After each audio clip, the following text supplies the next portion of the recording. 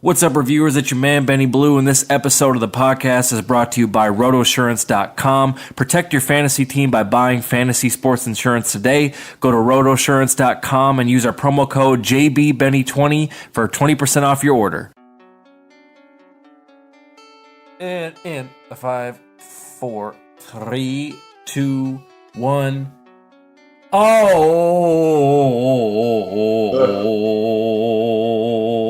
What it do? Viewers. What's up, people? What it do? How we doing, people? Hopefully you're enjoying your January, having a great start to the year, because god damn it, you know we are. Flourishing, making plays, all that type of shit. Doing what to do. And we're happy to be the fucking source of motivation and savagery for you. Yes, you, the reviewers. From sea to shining sea. Yep. You know what I'm saying? All ages, all creeds, all colors. We appreciate you rocking with us. This is the JB and Benny Blue Review Podcast. Follow us at JB and Benny Blue for all your social media needs. Of course, JBandBennyBlueReview.com for all past episodes. Put the /merch behind that bitch. Merch. Pick you up a Don't Be Dumb hoodie. Hoodie. More merch coming soon. Well, that's not a goddamn lie. Sometimes it takes time, but goddamn it, it's a promise. We will have Wash Gang. We will be real with the grind. We will have the Iron A Lion that will be in pocket. We can get some new graphic designers to play. I've actually emailed with one of my good homegirls, shout out to Jazzy. She actually did my shit for True Blue and some other shit, and talking to her about getting that lined up. So don't worry about it. It is in motion. And of course, you can listen to us on the podcast app, Apple/iTunes, Spotify, Stitcher, Google Play, TuneIn, Castbox, Spotify, iHeartRadio. Full episodes on YouTube, the whole thing, basically everywhere. You know what I'm saying? The grocery store, at a wake. It doesn't matter. Somebody's playing this shit somewhere. Wait. You know, it's hard, man. They gotta get through the shit. So they just throw in the earbuds. You know, they got the one headphone in. You know what I'm saying? Watching the casket. You know what I'm saying? Right. Eulogy and shit. Right. Right. Yep. And if you look close enough when you listen to the podcast, you'll just see. You know what I'm saying? Your uncle, your grandpa sit up in the casket wearing sunglasses. You know what I'm saying? Giving you a peace sign. He just lays it back down because he's giving you that last sign of approval there, sonny boy. So, yeah, however you're listening, you found a way to us, and we appreciate it. We appreciate it. Thank you. Bizzleman, yeah, exactly. Bizzleman, it's been raining like a motherfucker. They say it never rains in Southern California. Bullshit. It had been raining for 4 days straight. There are 2 seasons out here. There's wet and dry. That's it. We are in the wet season. It has been raining for 4 fucking days straight. But now it's sunshine, beautiful. Your boy's got some shows coming up as well. Go to my Instagram page at Benny Blue Eyes for the information on that. So that's what's going on with me. What has been happening with you, Captain Fresh Cut? Captain Fresh lineup? Same old, man. You know what I'm saying? Just steady building clientele, training these young men to greatness. Mm-hmm. Just making plays, moving, you know what I'm saying? Real G's moving solid like lasagna, you know what I'm saying? So, yep. What I do out here, you know what I'm saying? I'm just moving. Steady taking steps forward. But I want to do it. That's about it, man. You know what I'm saying? Full-time daddy. Yep. Doing all that. Other than that, man, you know what I'm saying? Coaching and shit. All that beautiful stuff. Mm-hmm. Speaking of coaching, I'll ask you this real quick before we get into our first segment. It looks like your boys, that's right, the Birdgang, for those who don't know, it looks like they're sniffing around with old Hugh for the interviews. What would you think about that? Old Hugh is the OC. I think that's Kingsbury's gonna be the OC. He's gonna call the plays. That's just kind of how he does it. He just kind of wants an outlet. You know what I'm saying? Somebody to amen him or slap shit out of him. 1 and 2. Right. The fucking eyebrow raise. Right, but that's pretty much all it is. He's gonna call the plays, but I think he just needs a more. Yeah, in him being a college coach, play calling mind, he needs somebody who's done it in the NFL to kind of balance it out. That's kind of true. True. And hey, speaking of the Birdgang, we got to give a shout out. Actually, we didn't even talk about this during the week or during our pennant production meeting. Shout out to friend of the show, future Hall of Famer, Larry Fitzgerald, Larry Legend. This guy, Larry Legend, is playing golf with Barack Obama. He gets a hole-in-one, and then he takes a call and tells the person on the other line, I'm playing golf with Barack Obama, and I just got a hole-in-one. That is gold standard savagery. Stop me right there, man. Like Uncle Shay Sharp posted on Twitter. former President Barack Obama. Everybody gets in the habit of calling Barack Obama like he's our homeboy. No, that man's a former president, one of the greatest presidents we've had. Some respect on his name. Right, put some respect on his name. As far as, and I call him Legend Larry. I don't call him Larry Legend. There's only one Larry Legend. So I call him Legend Larry. You know what I'm saying? So as far as Legend Larry doing what Legend Larry does, it's only right. When I saw the tweet, I retweeted and captioned it. It's only right. Because that's just Larry shit. That's just Larry shit. That's just what Larry does. This kid is he's like a Forrest Gump type of motherfucker where it's just great shit just happens to him. I gotta go pay at all times. You know what I'm saying? That's how Legend Larry gets down. It's just greatness, man. That's just greatness. You know, that's black excellence at its finest right there. Like, you got former President Barack Obama, who's one of the greatest guys ever. You got Larry Fitzgerald, who's a consummate pro, philanthropist, humanitarian, world traveler, photographer, golfer. You know what I'm saying? Like, you got Fitz, man. This is what Fitz does. So when I saw it, honestly, because I know the cat, I was just like, yeah, that's not about right. Right. And speaking of the prestigious Obama family, happy belated birthday to former First Lady Michelle Obama, and happy belated birthday to the greatest of all time, Muhammad Ali, and one of the greatest just people ever, Betty White. Betty White, man. Belated birthday. Betty White was one of the first older white women to be on the Twitter. You know what I'm saying? Correct. The Twitter. That was the greatest thing ever. Correct. And in Golden Girls, and every time I see her name as a trending topic, I hold my chest like that Denzel meme every time. And it's just, it's her birthday. Oh, she's still good. She's still here. She's still here. We're still here because we got to give you that solid dose of savagery every episode. And you know us, reviewers. Even if this is the first time you listen to us, you will find out. Trust and believe. But those who have been rocking with us, JB, as you already know, they know that we can talk about things and happenings out there in the world without giving you the same old bullshit, regurgitated, hot take, all that shit you hear in the world. We're not going to feed you like a mama bird feeds a child. We're not going to chew it up and then drop it in your mouth. You know what I'm saying? We're going to give it to you fresh. That's a hell of a visual. We're going to give it to you fresh. We're going to give it to you fresh like Whole Foods. You know what I'm saying? Yeah, there it is. Yeah. Right. You know what I'm saying? Trader Joe's. You know what I'm saying? Organic. Damn. Fresh motherfucking produce. Organic. Now, reviewers, this is a phrase that you already know. We got our patented segments like Don't Be Dumb, JB's With or Not, JB's Burning, of course, our savage picks, savage reactions to music, all that stuff, which we'll be bringing back here very soon. Definitely got to bring that back, man. Especially now that football season's winding down. We got a lot more shit to cover out here in this world. But a phrase that you always hear JB saying, again, future merchandise, is be real with your grind. And especially in these times, this tumultuous start to the year, there's a lot of people from different parts of the culture of society that are, quite honestly, doing things in a way that, I think JB can maybe offer some wisdom, some guidance, some things that maybe they didn't think about to help them improve their path. So without further ado, this is JB's Be Real With Your Grind.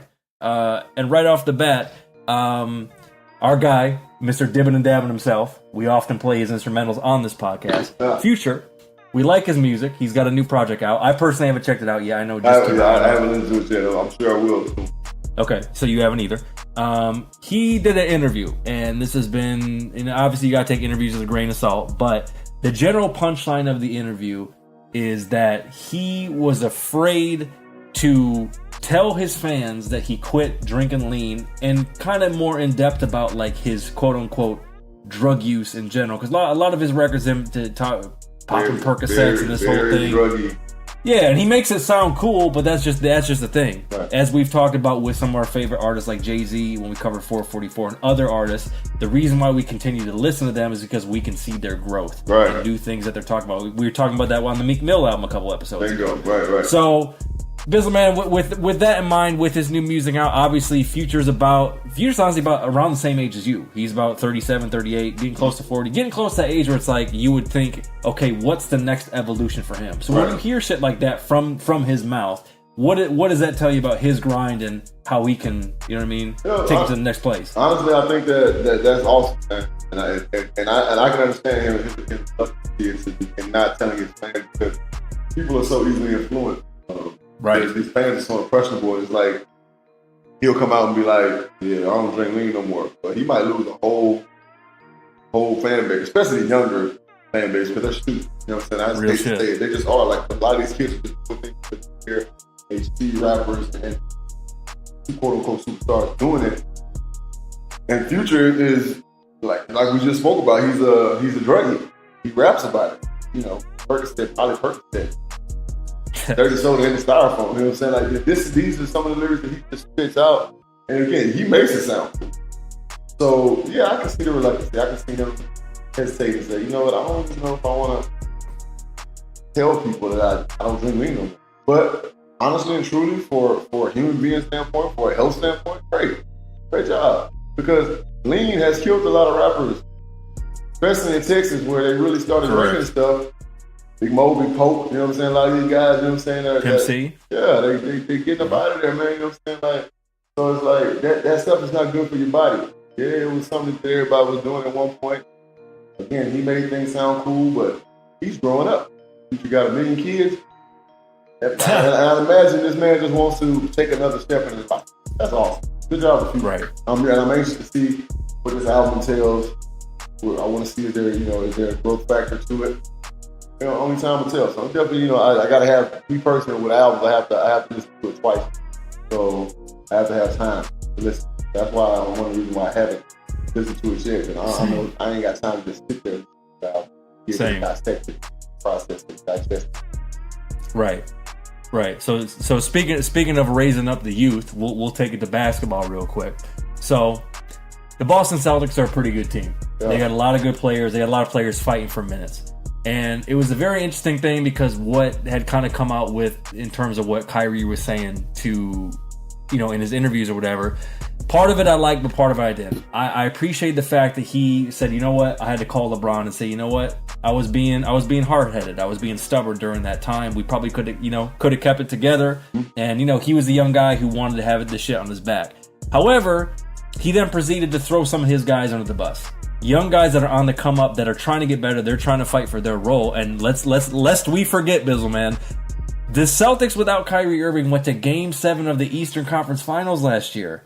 And it kind of makes you think, like, how are we going to navigate this as far as them going into the playoffs? So, and we've talked about this in past episodes. God damn it, athletes, stop fucking talking. Right. Stop talking. Right. Keep that shit internal. If you got a problem, keep that shit internal. Right. So in terms of his grind to becoming a quote-unquote leader, becoming that franchise guy to really be on that team and lead them to a title, how do you think he can improve in terms of his approach to how he deals with his teammates and thus the media?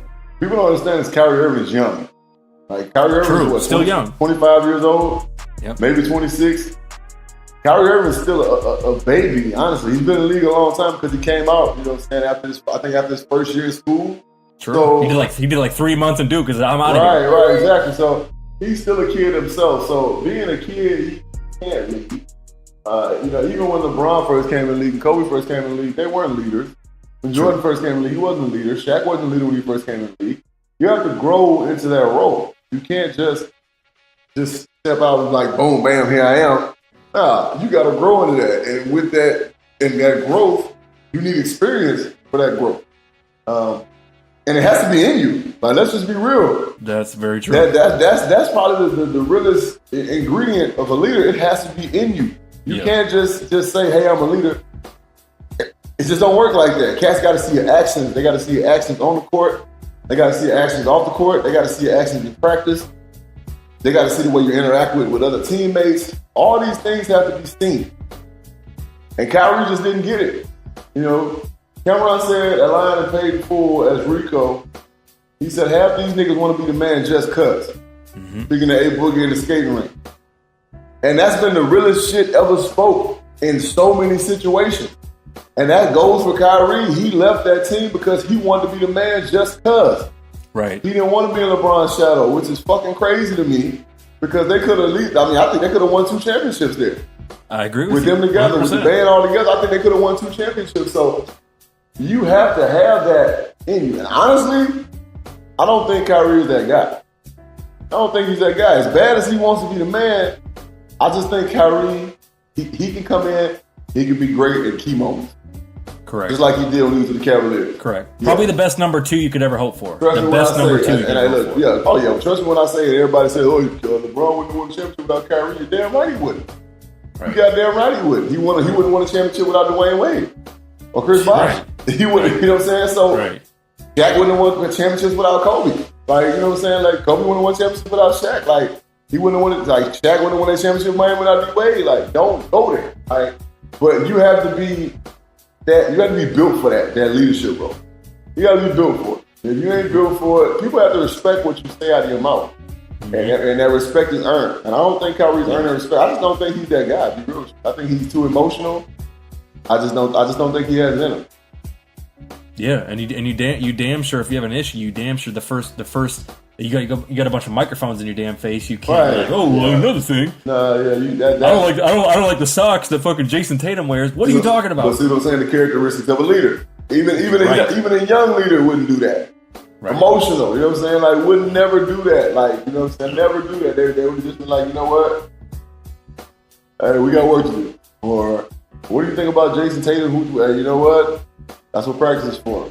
Give him that situation again, he won't make that mistake. You know, these are things that leaders say. You don't throw your teammates under the bus no matter how upset you are. You do that shit in the locker room. You want to fist fight a motherfucker, slap a motherfucker, talk shit to a motherfucker on your team to make him better, to put, you know what I'm saying, to get his mind right to where he's going to be a better teammate or a better player. You want to talk to him about that? You know, I used to talk to kids in private. Like, I would never call dudes out. Never. Like, you can never sun somebody in public. If you sun somebody in public, that's just something you just do not do because that's how I was raised. Like, you don't just call people out. You put them to the side. You know what I'm saying? Be like, yo, I know woo. Nah, it's not. It's, you know, get on somebody's ass. You know what I'm saying? To be like, you know, let's get together. Come on. That's different. You know what I'm saying? Right. Encourage your teammate. That's different. You know what I'm saying? You might, it might sound brash. It might sound a little aggressive when you get on their ass, but that's different than just like your boy Donkey, aka Draymond Green. You know what I'm saying? Calling Kevin Durant a bitch. You a bitch. You know what I'm saying? Like, that's some weak shit. You'll never be a leader in nobody's eyes. So Kyrie, right? I mean, if it's, I don't see it. I don't see him being that leadership guy. That guy that's gonna step up and say, you know, this is whoop.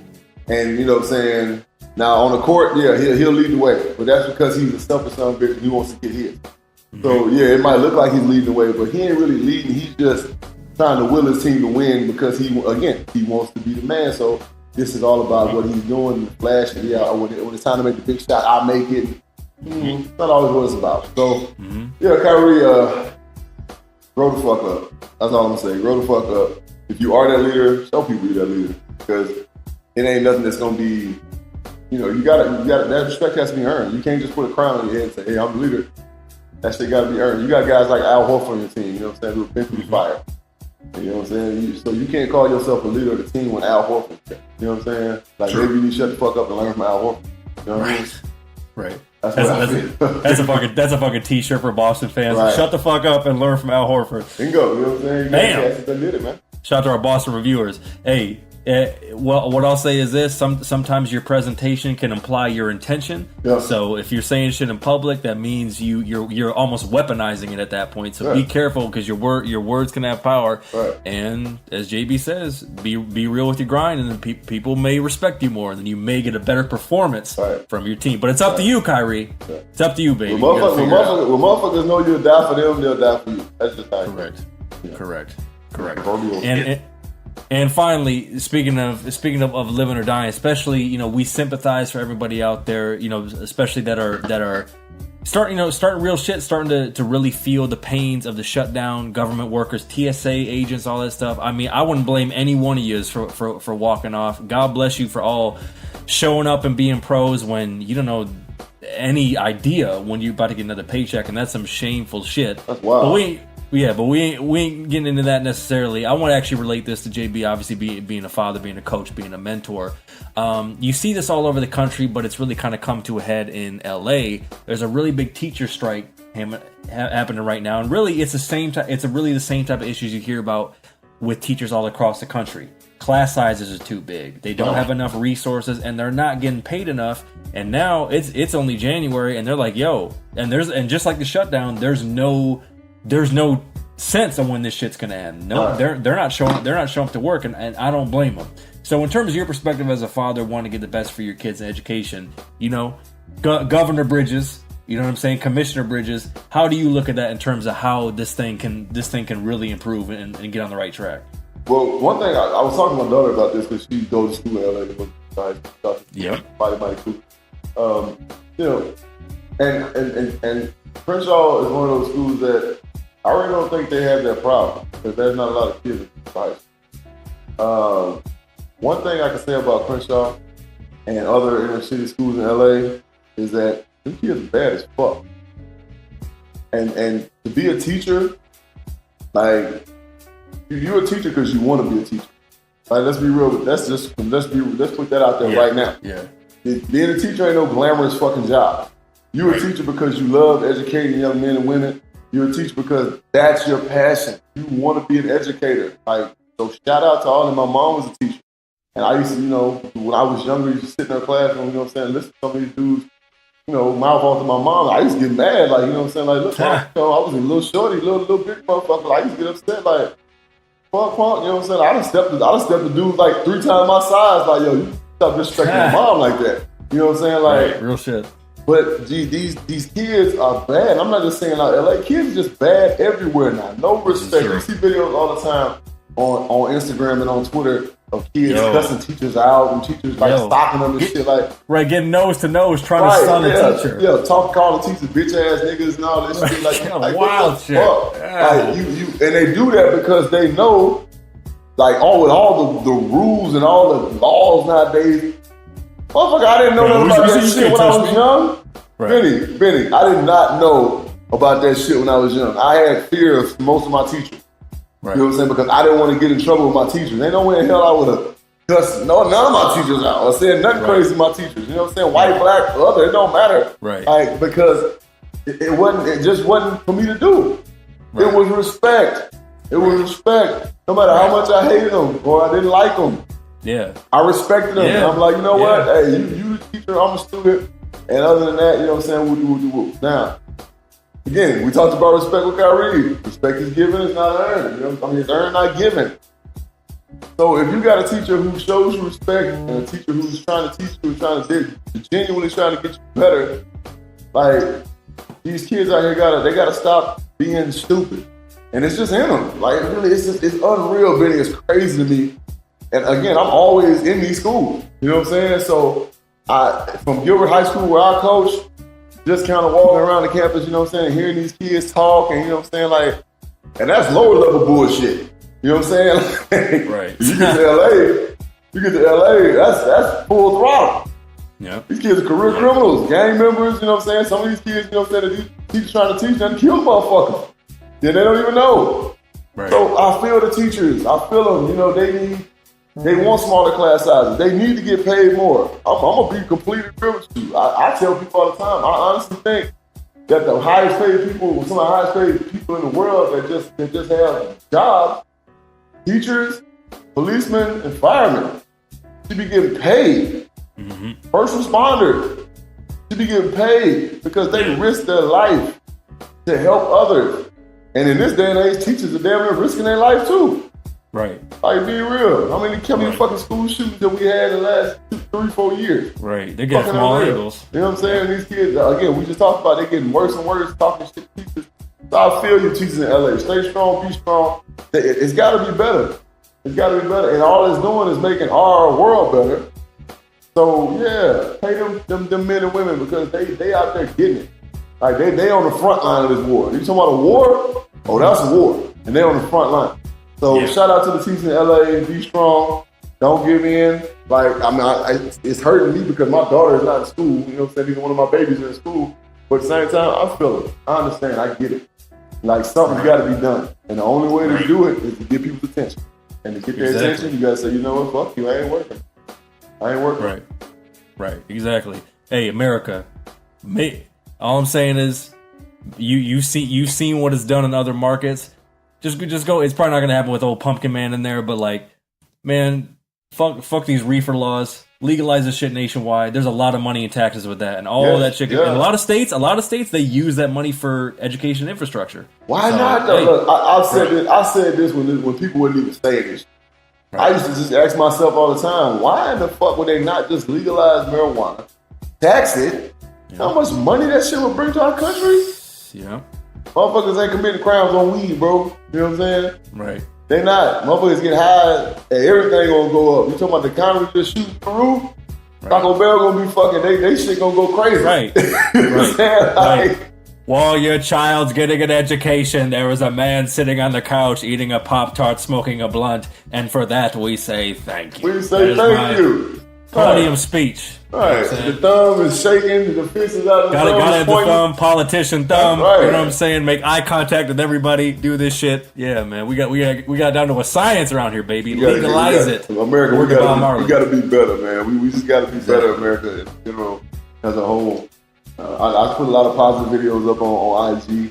You do. As far as the stories go, I'm always putting positive videos up because, people just need, man, love, spread love, man. Like, people, they don't pay love that. Love out here, like, stop hating. Like, stop that. Like, Martin Luther King had a great line. I just heard this at the celebration that I went to the other day. I posted that on Instagram. His birthday was NAACP Awards, Tempe, Arizona. They award people that are doing great things in the community on Martin Luther King Day weekend. So that was an amazing thing to go to. And the speaker said something that I'll never forget, and it's so true. Like, we all came over here on different ships. All of us. And this is a direct Martin Luther King quote. We all came over here on different ships. Let's be real. Whether you was driving the ship or you was under that motherfucker, we all came in different ships. Whether you was rowing that bitch or you was getting served shrimp on that motherfucker, we all came over here in different ships. But guess what, America? We all in the same boat now. Right. So if my side get a hole in it, we all going down. You know what I'm saying? So it's like, let's continue to work together, man. Like, I know I kind of got off cue for a second. Goddamn, man. That's real shit. Like, I just don't understand, like, bro, you couldn't see it, but you had a American bald eagle land on your shoulder. Right, you just couldn't feel it. They just sitting there, I'm feeding them fucking grape nuts and shit. You know what I'm saying? Feeding them rats. Here you go. You know what I'm saying? Yeah, but I mean, it's like, I just can't understand. Like, I dislike people. You know what I'm saying? Like, I ain't gonna lie. There's certain people I dislike. Like, being in Arizona make you hate white people if you're a black man. Like, especially when you get, like, out in areas, like some areas I go to, I had to stop going to a Walmart out here because the white people are just so bad, and they're not, running around calling about nigga, but it's just like the negative energy is just you can feel the vibes. Yeah, the negative energy just swoons, and I hate it. So I had to stop going to Walmart. I go to one less than fucking 10 miles away, and it's like, whatever. Everybody that's speaking, and you know what I'm saying? It's cool. People laughing and joking with each other and shit. Old white people talking to young black people. It's just cool. Like, and that's the way this shit's supposed to be, man. So we gotta do better, America. And it starts with each and every individual. Man. We gotta do better. Yeah. Well, to all Americans, to all reviewers out there, as JB says, be real with your grind. And it'll be all right, baby. We're all in the same boat. Be real. Keep on rolling that bitch. We're all in the same boat. Yep. Well, look, man, we're coming up here in the half-hour mark, so we will touch briefly here. Tonight, reviewers, we love our boxing. We talk about that. A bunch of fights are getting made. You got Canelo. You got he's facing Danny Jacobs. They ordered Wilder Fury 2. You got Crawford Khan. You got Keith One-Time Thurman fighting next weekend. But God damn it, that dude's voice. It'll never not be ridiculous. Yeah. But God damn it, if you can't promote a fight. It'll never get old. He is a Bond villain. I'm convinced he's a lost member of Bone. Yeah.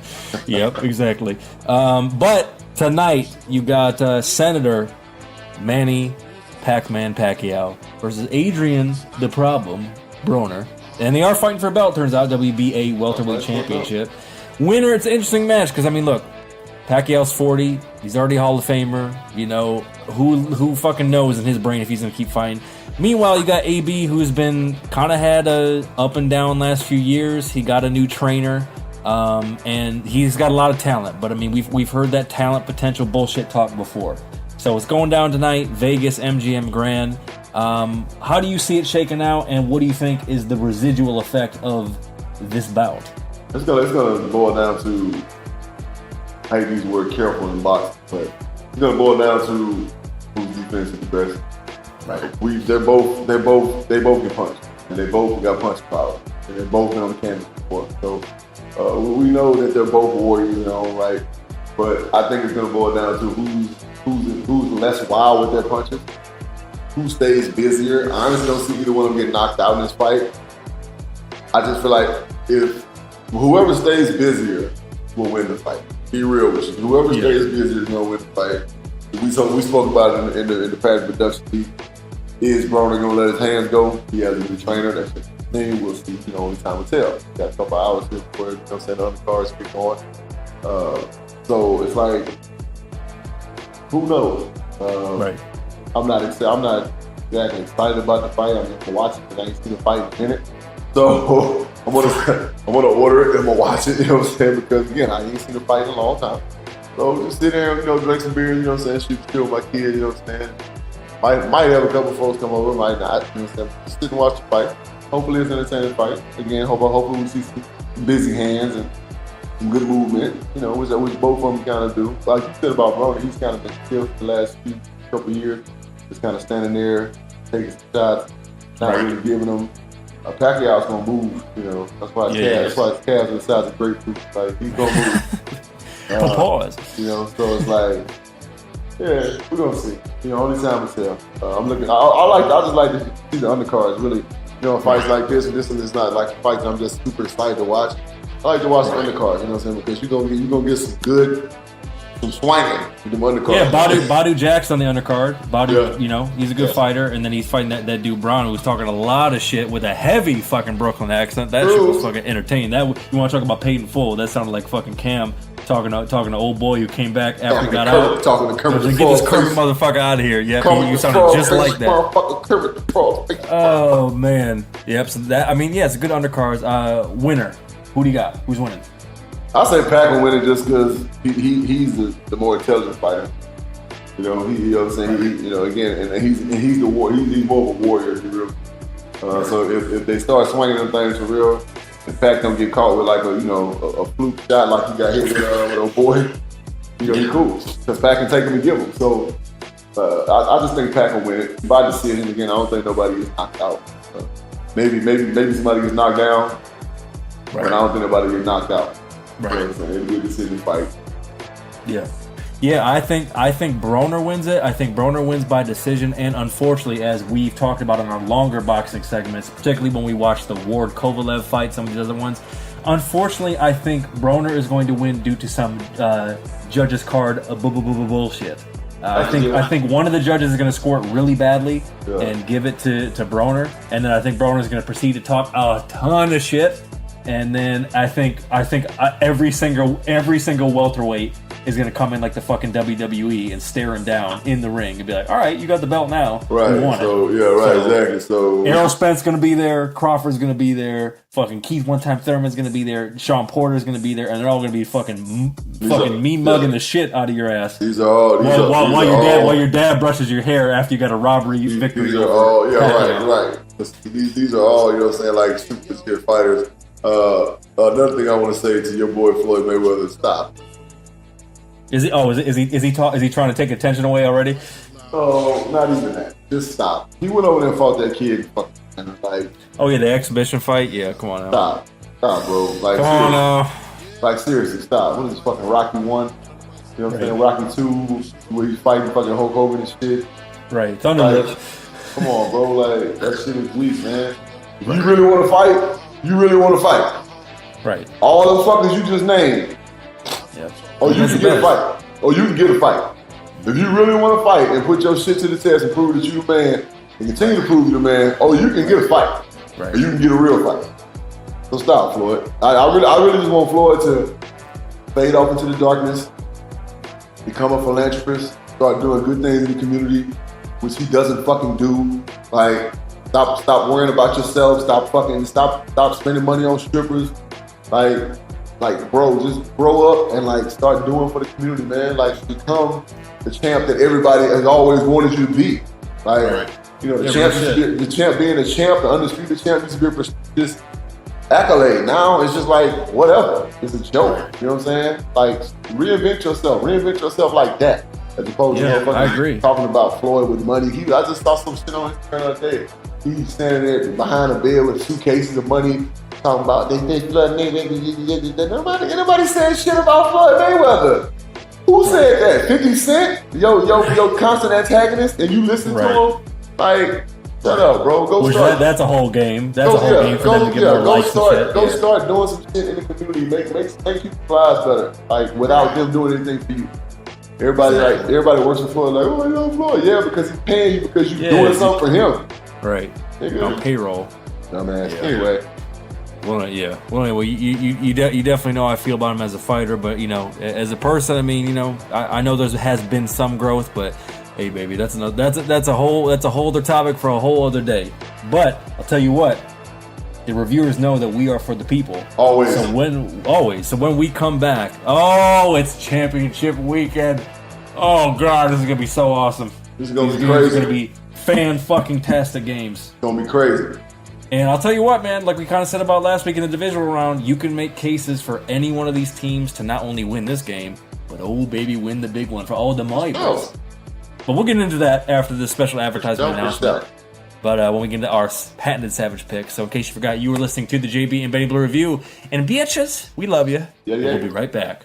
Oh, yeah. What's up, reviewers? Have you heard about making money in real estate, but you're not sure how to get started? Now you have an opportunity to learn about the housing market while earning commission on new deals. Pacific Home Buyers is a Southern California-based real estate investment group that is seeking experienced and hungry phone salespeople to help them find the best homes on the market for sale. And the best part, there's no real estate experience required. Hours are flexible and you can earn big money on closed deals for just getting home sellers qualified. Call us now at 323-963-3417 for more information on how you can get started. That's 323-963-3417. Pacific Home Buyers. Your home sale starts here. Reviewer.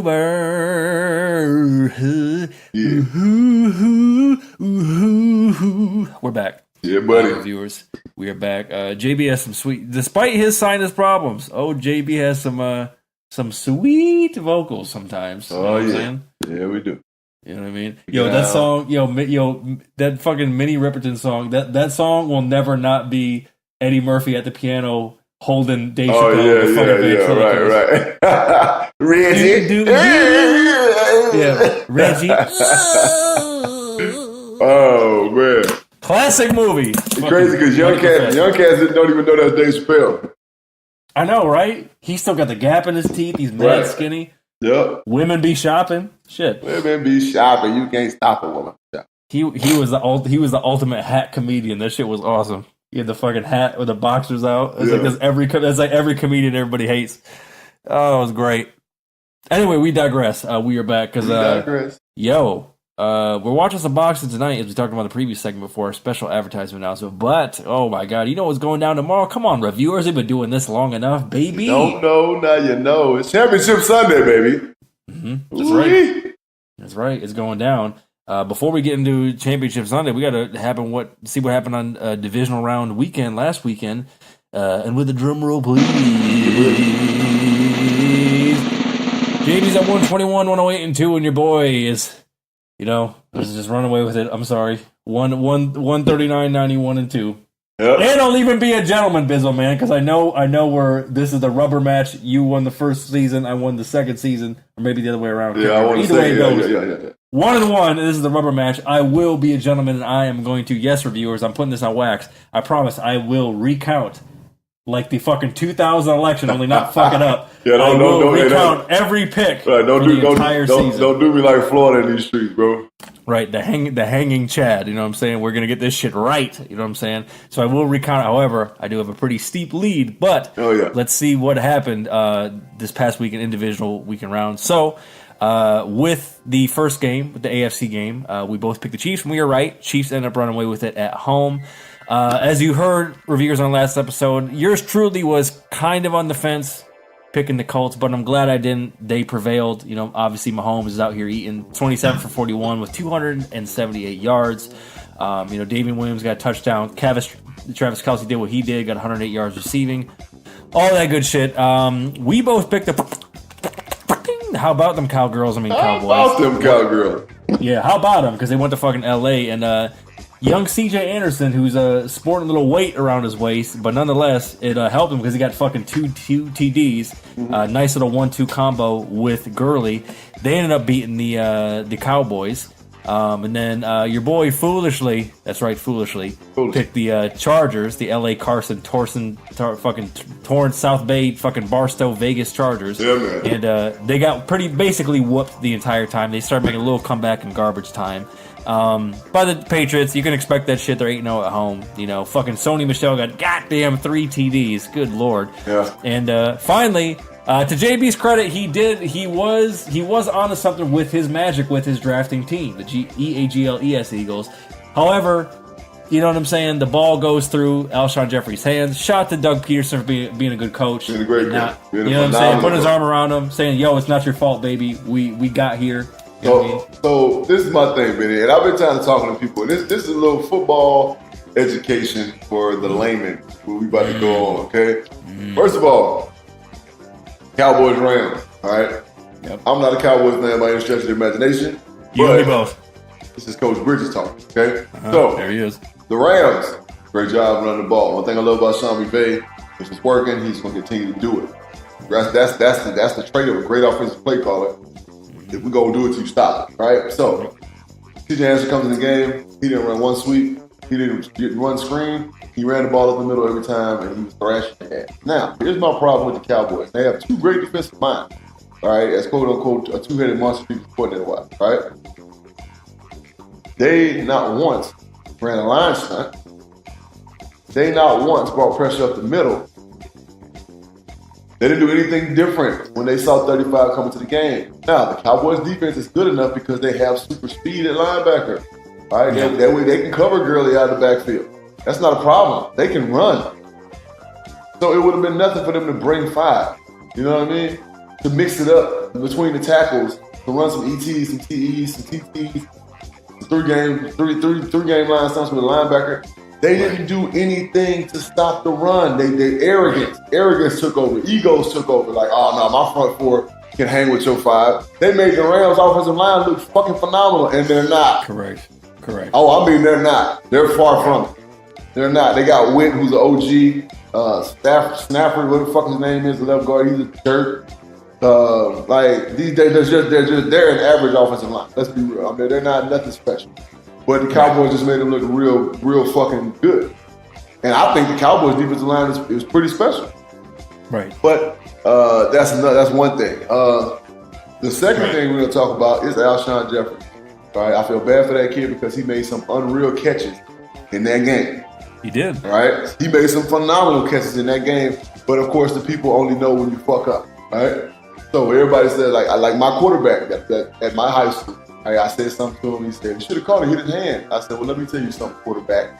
You register this shit. You put it in the back of your brain for when the same situations happen.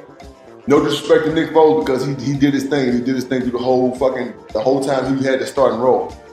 But I saw 2 things. All right, I saw a drop ball, and I saw a bad throw. And everybody's like, "Well, he threw the ball. He hit him in the hands." Here's why it was a bad throw from a coach's standpoint. They were in zone coverage, which means Alshon Jeffrey did a great job of cutting his route off and getting in front of everybody. There was 3 defenders behind him. If you look at what happened, there was 3 defenders behind him that had nobody in their area, basically. They're just in the middle, they're between the hash marks. They're pretty much playing a cloud defense. If you throw the ball and hit Alshon in the chest with the ball, he drops. Where's the ball go? To the ground. Right. Yeah, to the ground. The ball, if he drops the ball, you hit him in the chest with the ball, and he drops it, and the ball goes to the ground. Right?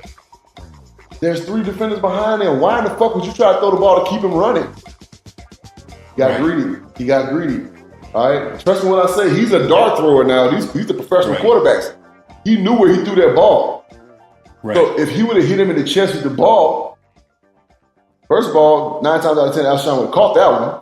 Right, 100%. Second of all, if he would have dropped it, it would have hit the ground, and the Eagles would have ended up winning the ball game. I know they would have. So, that's just a little football 101 for the reviewers out there because everybody is banging on Alshon Jeffries like, oh, Alshon Jeffries can't catch. That's bullshit. Right. That man got them a lot of key first downs in that game. Right. But again, what I saw was two bad things. I saw a bad throw and I saw a drop ball. And Dallas, get shit together because, honestly, I'm gonna be completely real with you guys. Like, Dallas should have won that game. If they'd have kept them fucking 40 yards less than what they got, they'd have won that ball game. Right. And for those of them, and then for those that haven't been paying attention to Dallas, they end up getting rid of their offensive coordinator, Scott Linehan. He was with the Lions prior. That's how I know him, and now he was at them for 5 years. And another thing, I'm glad you said a thing about Linehan. Dak Prescott, if I'm Linehan, after the midway through the first quarter, I saw two of them, 2 third and shorts, that Dak could have just took off running and got those first down. Mm-hmm. I would have sat down and explained to Dak, look, man, this the fucking playoffs, buddy. Right. Like, we gotta win. And I said, we gotta win, buddy. And we gotta win at all costs. Right. So if you got 3 yards in front of you, get that first down, go get it. Slide. They're a very emotional defense. So when you start hurting them, guess what's gonna end up happening? We're gonna get a key roughing the passer penalty, and it's gonna give us 15 more yards to help us score. You can't, I don't understand. These motherfuckers getting paid a lot of money, Benny. Yeah. I mean, they get paid a lot of fucking money to coach. Right, to make dumb decisions. And these are basic shits. These are shits that I tell my high school kids. Right, no shit. Yeah, I just say, again, soapbox JB. Right, and two things about those games. Number one, with the Cowboys and Rams, my whole thing was going back to what you said about being more committed to stopping the run. The whole game plan, in a nutshell, is make Jared Goff make plays. Yeah. Make him make plays because he won't do it. And that's another thing I forgot. They didn't do it. Fucking face. And that's Stop the run to make him make plays. Yeah, I forgot about Philly. Put pressure in. I ain't never met a quarterback like pressure in their face. Not one. Yeah. Now, there's certain ones that can handle it, but I ain't never met one that like it. So, Goff can't handle it. It's been shown. It's been proven. Every game they got beat, pressure in his face, he's made mistakes. Mm-hmm. They didn't bring pressure in his face one time. Right. And Philly, same difference with Philly. They kept doing that big outside 2 guys, like the D linemen were set up outside of the guard and the wide 5. Drew Brees stepping up in the pocket, just delivering the ball. He's comfortable. How many balls did fucking Thomas get in the middle of the field? Like, these guys are getting paid a lot of fucking money to coach. Mm-hmm. How the fuck? It's 6 guys in the booth. Right. Who the fuck ain't seeing this shit? Right, all with a fucking Microsoft tablet. They can run back every play, zoom in, circle it. Right, they taking selfies. They taking selfies. Right. They fucking Instagram and shit. Oh damn, we Coach like him, like, you know what I'm saying? No, fuck that. FaceTiming with a girlfriend. Oh shit, I gotta call play. Yeah, JB needs a job. Tell you, man. They need a JB in the NFL, man. Yeah, listen. BA, we talked about this last week. Come on, man. I listen.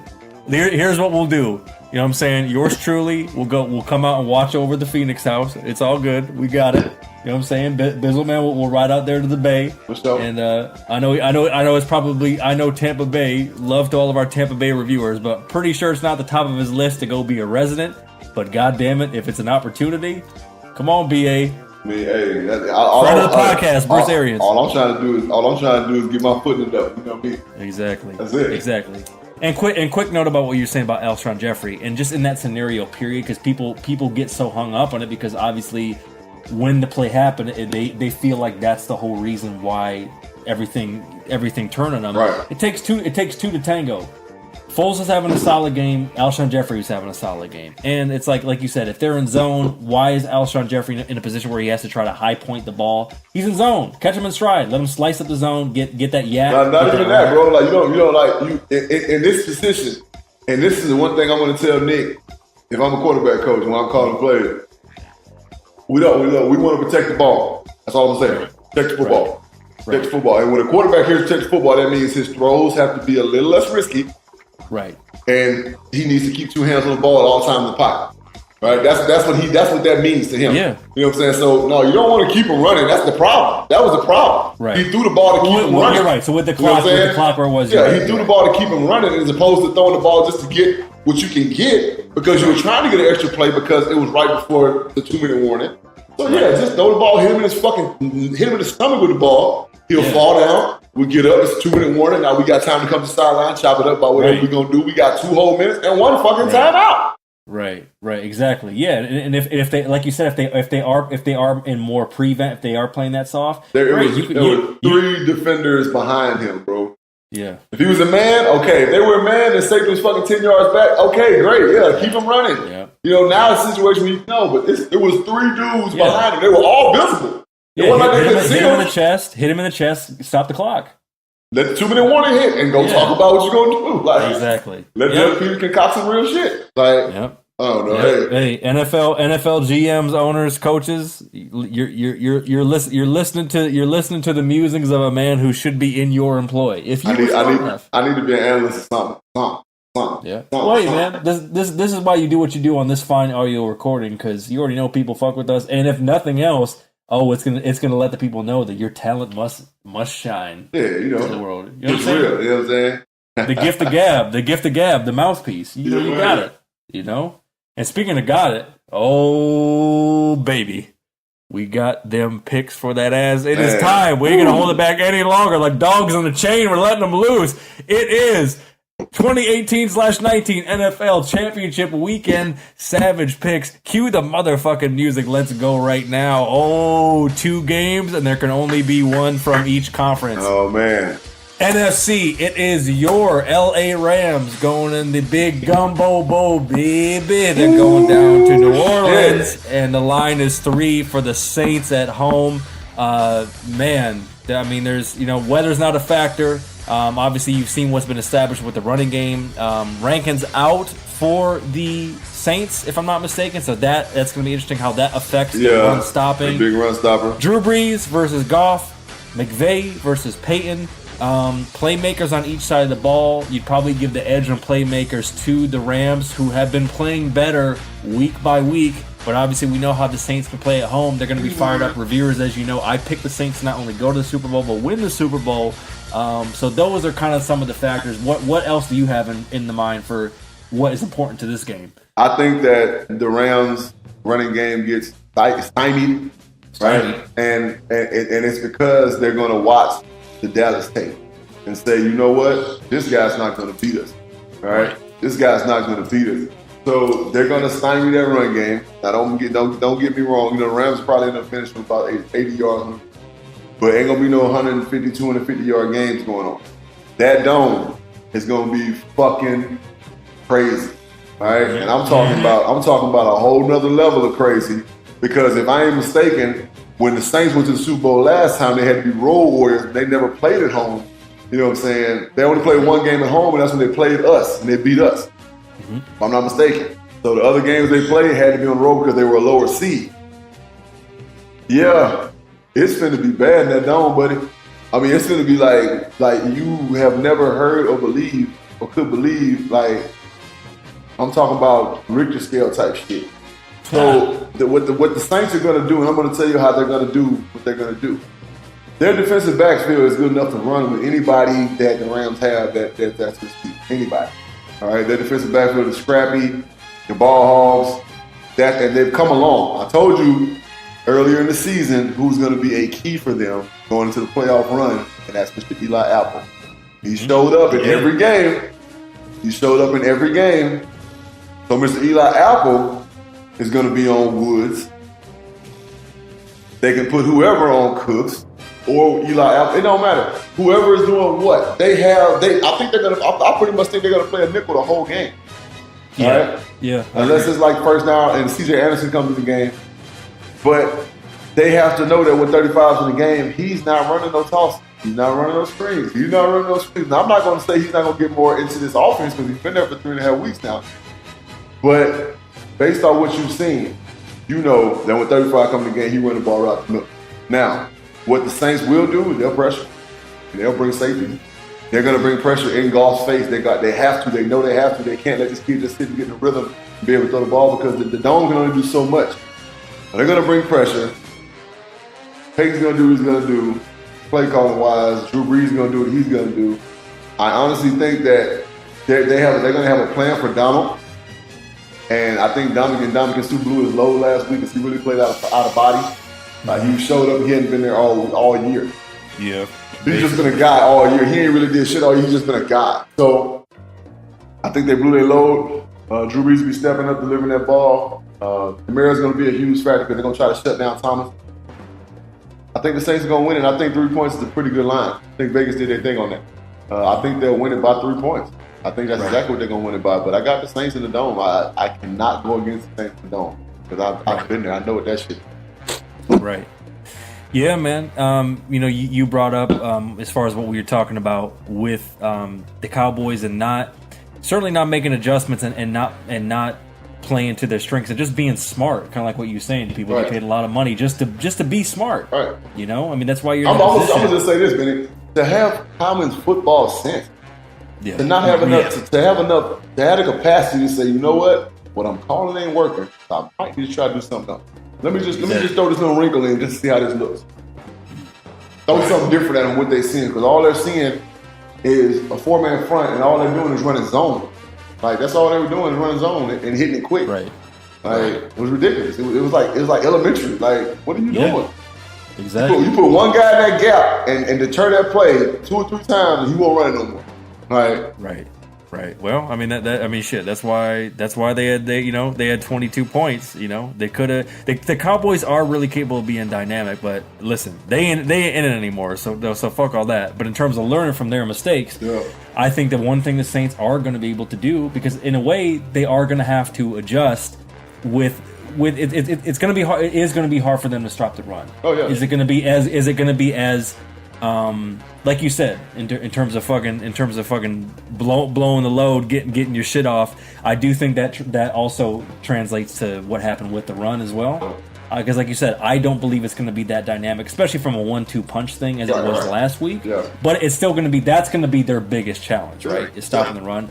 But the one thing I do think they are going to learn from the Cowboys' mistakes is I think that they are going to be throwing some hellified stunts at young Jared Goff to rattle his cage. Don't be surprised, Benny, if you see a lot of bear front. We call bear front is 5-man front. You know what I'm saying? The nose, and the 2 guards are covered. Don't be surprised to see a lot of that front, and you see 56 for the Saints on an edge, one edge or the other. Mm-hmm. A lot of disguises. Right. The Rams like to run that damn bunch set. And the bunch set is one of the hardest things to cover because there's so many things you can do out of the bunch. Yeah. There's always a threat of the toss with Gurley. Overwhelm the offensive line. There's always a threat of the toss with Gurley. You know what I'm saying? There's always a threat of play action, so on and so forth. But again, you're going to see bear front. Probably most likely early in the game, especially when 35 comes in, you're going to see a bear front. And 56 is going to be on the line of scrimmage. So if they do run play action, 56 is a rush type guy, right? And he can beat their tackles, and he's gonna be getting that pressure from the outside. But then you have the 3 guys covered up front to where they have the gap responsibility, and then you got the nose guard who can go. It can go whatever way he wants to. Right. Don't be surprised. That was me. If I was the defensive coordinator, I come out in the nickel. I have a 5-man front. I have 1 guy in the middle, and I have 5 DBs just kind of lurking, and then we'll play it like that. And if we get stung a couple times in the run, which I don't see happening, because what we're going to do is I can reel that D-line. You know what I'm saying? One thing that the Rams like to do, and this is just JB Watson. I ain't studied the Rams film, but what I saw last week was they like to run zone away from the bunch. Why? Because bunch brings a lot of guys to one side. So we're just going to go run zone away from it. You know what I'm saying? Right. So if I'm, you know what I'm saying? Honestly, if I'm the coach, you know what I'm saying? I'm running, we can rock and reel straight towards that shit and have a safety come down. It's so many things they can do. We're going to see. But don't be surprised you see that bare front from the Saints early. Right, and then to kind of put that all together, I mean that's really what it's going to take, because in some form or another, this is going to be a good game. This is going to be either way it goes game, and the Rams are going to be able to get theirs to a certain degree when it comes to running. So how can the Saints compensate for it, and how can they use their playmakers to put themselves in a position to make plays? And I do think it comes from sets like you just mentioned, and just different stunts, different disguises, different looks. Because here's the one thing, man, you know how much people have been kissing Sean McVay's ass, especially with these coach hirings. Oh, we want someone like McVay. People really are not talking about Peyton enough. Right. They are not giving Sean Payton enough credit, because the way he can use Taysom Hill, the way he can use honestly, you know who my major killer on offense for for New Orleans is Mark Ingram. Yeah. I'm very curious to see what they can establish with him when they can lull the Rams to sleep and get a couple big plays out of him. And I do think it's going to come down to it. And to me, I mean, those are the X factors, man. And when it comes down to it, in the big gumbo bowl at home, and you got one of the greatest of all time, young Drew, that's the icing on the cake. He's not going to be necessarily the guy that wins it for him, but he is the icing on the cake when everything is just too even. Right. And if the Rams do start establishing that running game and maybe even go up in this game by 10 points or whatever, he's going to be the reason. You want to talk about leadership, bring it back all the way to the beginning of the show? He is the man in the huddle. Luke, baby. Yep. 2 minutes in the fourth. If they're down a touchdown, if they're down, let's say they're down 4. Yep. Man, who else? I mean, shit. Other than Brady, who else? Luke, baby. You know what I mean? Who Luke? So with all that being said, we are both picking the Saints to win the NFC Championship and go down to the big Maybach and compete for that Super Bowl. Speaking about a team that has a lot of foul history with the city of Atlanta. Oh, it's the Pats, dude, and they're going into Arrowhead, another tough as fuck place to play. I'm not seeing it. I know you're the king of pulling up the degree and the temperature and all that shit.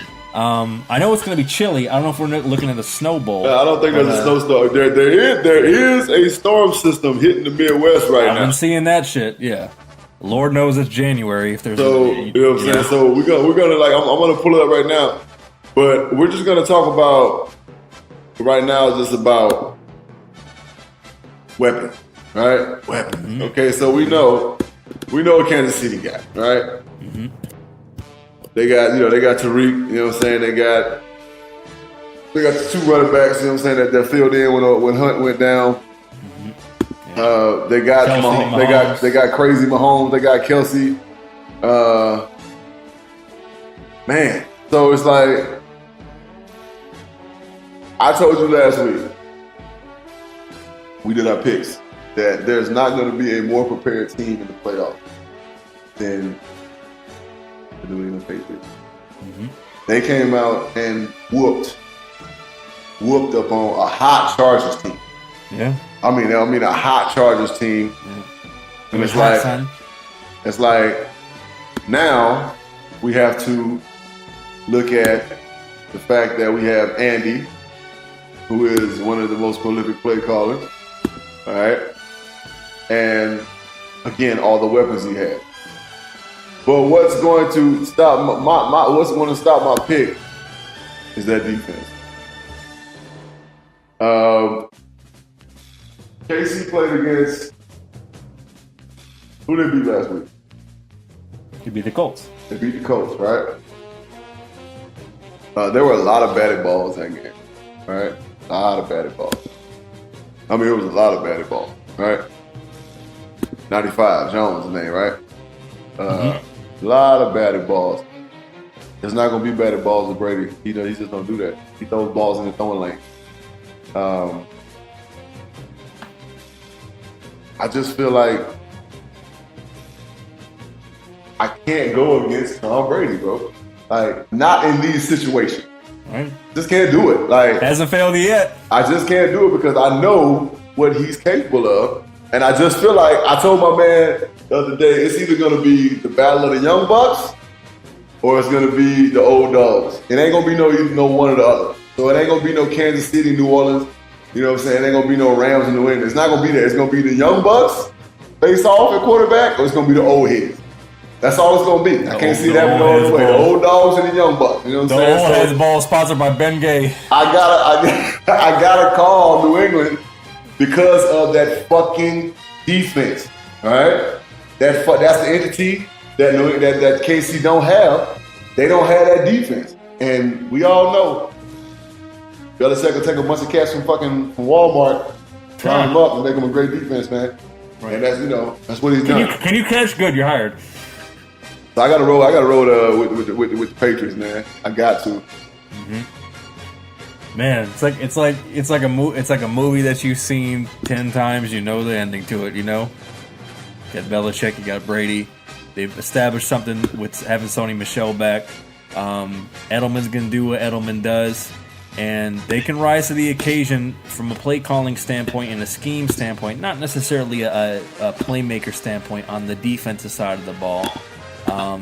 Who really knows with Gronk? I don't know if he has it within him to pull one, to dig deep in the well and try to get one or two more games of just classic Gronk performance. So I don't know how much of a factor he's going to be, or if he can just accept a different role and just try to open up the offense by blocking, honestly. And obviously, like you said, JB, Brady can make fucking cab drivers look like all pros when it comes to receivers. So, we'll see what happens with that. On the other side, Chiefs defense is hot and cold. And I know you have a lot of love and respect for Big Red, but I don't know what happens with him in the postseason, but there's just something that he needs to shake in the postseason about these scenarios that his teams, get put in. And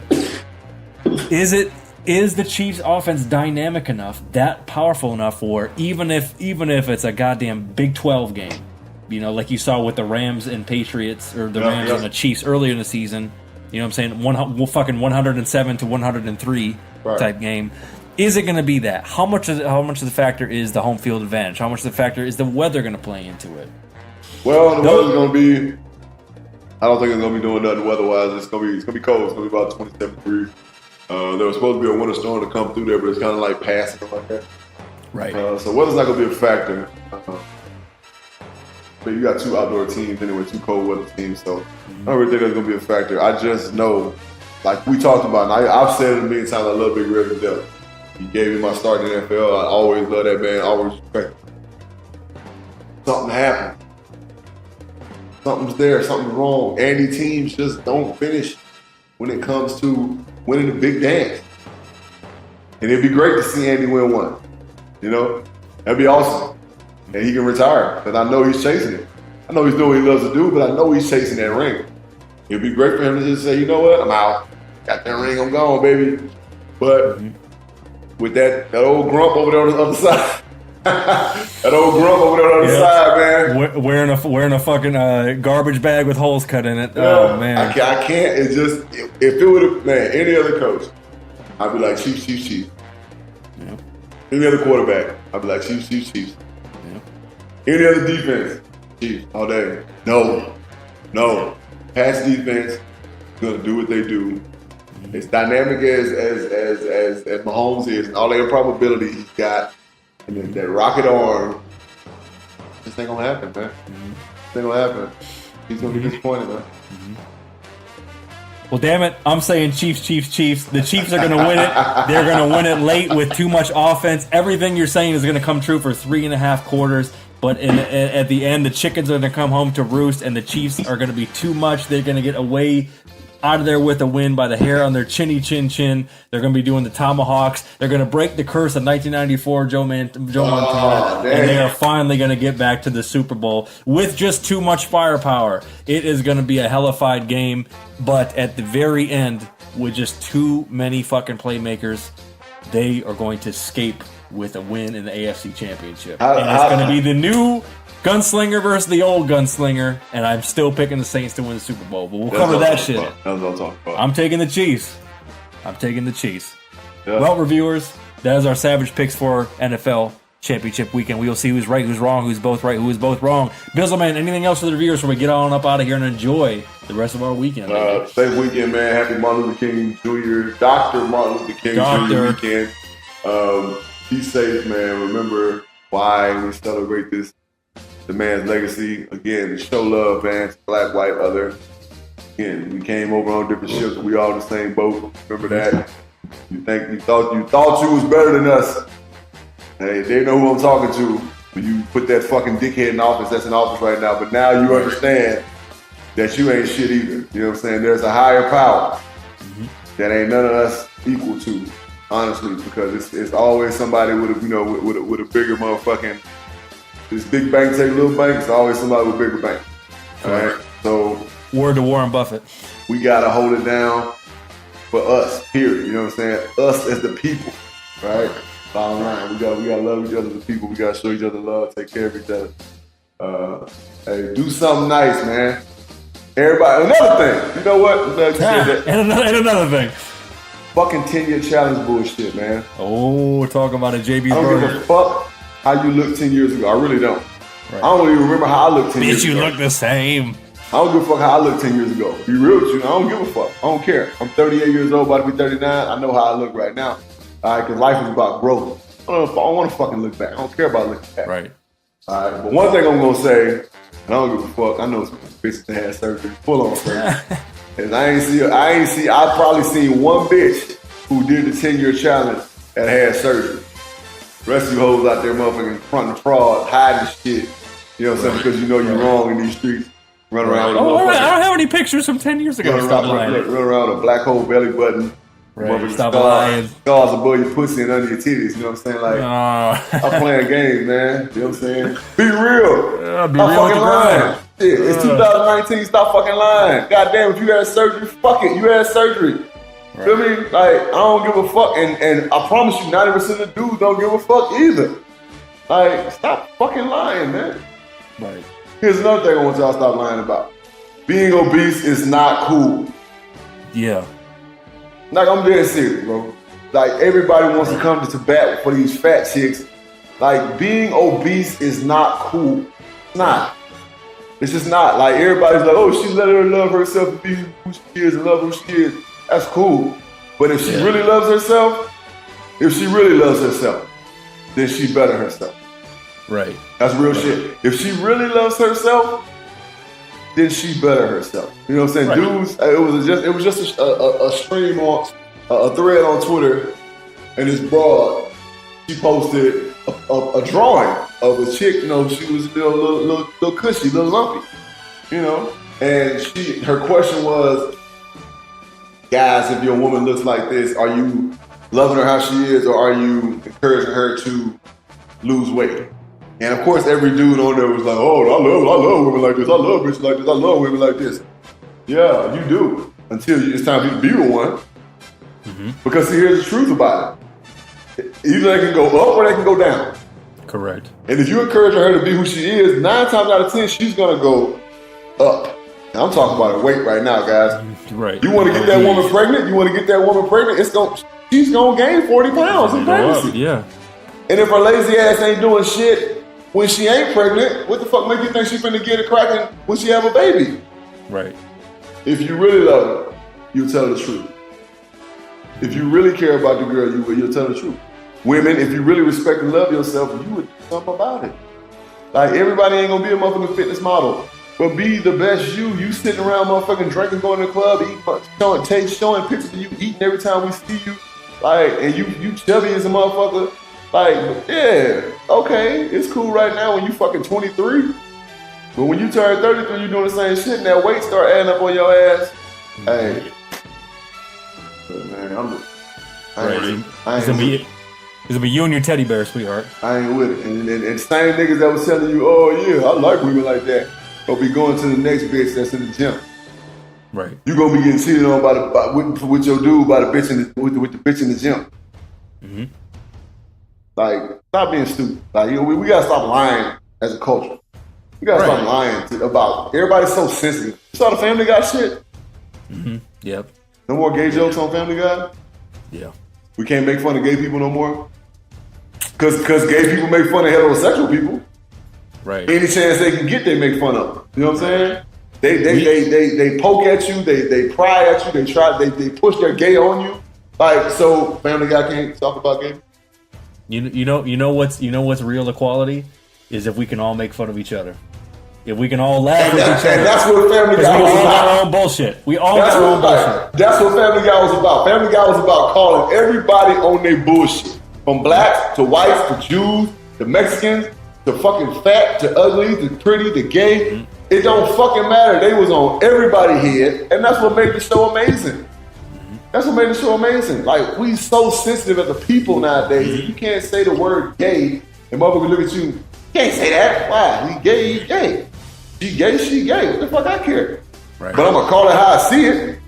You know what I'm saying? I ain't dissing the motherfucker. I'm just telling you what the fuck you are. Right. And you gotta stop lying to the people, bro. Right. You gotta stop lying to the culture, bro. And you and the reviewers out there who know, obviously you know based on what my passion is and what I do in the evenings when I hit that stage. You know that I know that fucking firsthand. And that's but listen, man, this is a good era because this is the hard truth era. We got to face this time to get to that place. We got to go through this. It's all got to air out. It's all got to air out. I guess so. And that's a great point. You know what I'm saying? Rick Ross said on one of his songs, you know what I'm saying, one of the most underrated rappers ever crossed. That when Donald Trump got elected in one of his songs, he said, I'm glad Donald Trump got elected. Basically, he said, because we got to destroy it before we elevate. You know what I'm saying? You cannot build a new building until you tear the old one down. Yeah, it just can't happen. You can't build a new building until you tear the old one down. So, yeah, this is a tearing down era of our nation, tearing down era of our culture, so we can build it back up. Viewers out there, we love you. We love you. We fucking love you. Yeah. Enjoy the fight tonight. If you're watching the fight, be safe this weekend. It's a 3-day weekend for most states. Yeah. All right? Not the states I live in, but it's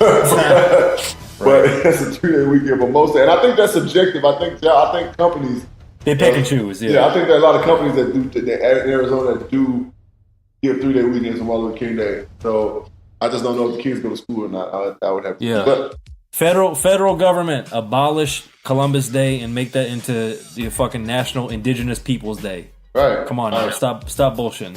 Stop Columbus, raggedy ass, like. Right. He was drinking wine and found America by accident. Right. Stop it.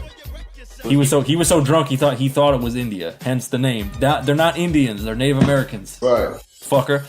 Come on, man. But reviewers everywhere, we do love you. You know we talk to everybody because. You know, we give it to you raw, real, and uncut, and we are for the people, and that's what we do. So I always appreciate Mr. Bridges saying what he says to end these shows. That's why I always ask him, because I know he's always got something on the brain that's important that we can leave you with. So reviewers, we love you. This has been the JB and Benny Blue Review Podcast. iTunes, Stitcher, Google Play, TuneIn, CastBox, Spotify, iHeartRadio. Full episodes on YouTube. Follow us at JB and Benny Blue, JBandBennyBlueReview.com for all past episodes, /merch for your Don't Be Dumb hoodies, and so much more. And until next week, enjoy football, enjoy boxing, do whatever you're doing, just be safe, and damn it, do it right, baby. All right. Because that's what we're doing. And we out. We love you. Peace.